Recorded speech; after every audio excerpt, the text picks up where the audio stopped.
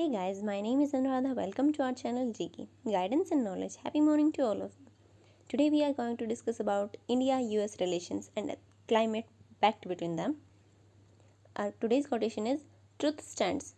Even if there is no public support, it is self-sustained, said by Mahatma Gandhi. Our today's question is the US-India Climate Pact has potential to add sustainable post-pandemic development. We have to comment on it.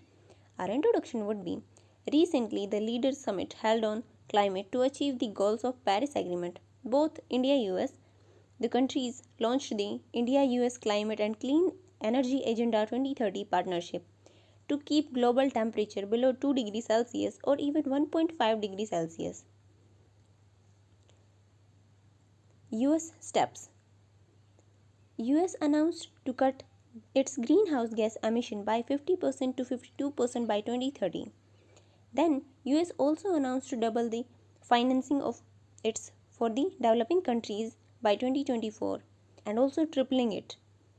US also have target to achieve net zero carbon emission by 2050. Then Indian steps are India's target to cut emission by 33% to 35% by 2030. India shift from BS standard Bharat standard 4 to Bharat standard 6.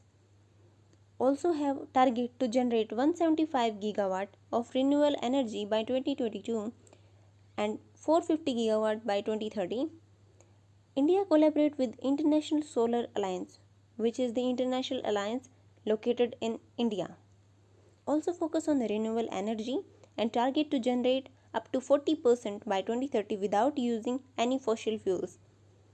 Other initiatives like NAPCC, we will later discuss on it, Ujjwala scheme, National Clean Air Program and so on. What is NAPCC? National Solar Mission, National Mission for Enhanced Energy Efficiency, National Mission for Sustainable Habitat, then National Water Mission, National Mission for Sustaining the Himalayan Ecosystem, National Mission for Green India, National Mission for Sustainable Agriculture, then National Mission for the Strategic Knowledge on Climate Change. Criticism about it. However, critics said that India need more development activities like to fight poverty, hunger, unemployment and other issues.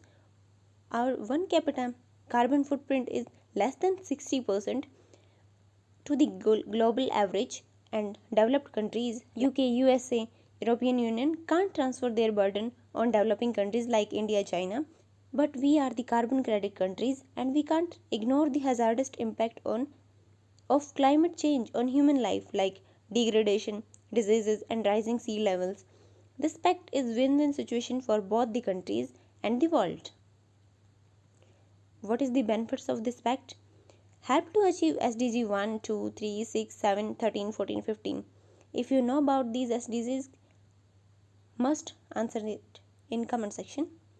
Provide job opportunities, promote afforestation, environment, reduce spending on the health sector, introduce new technologies, increase renewable energy, help to achieve Paris Agreement goals. Way forward would be need to mobilize more financing and technology transfer to the developing countries.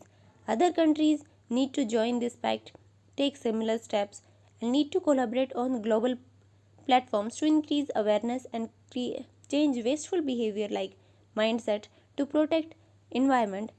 COVID-19 is a big issue, need to collaborate on it.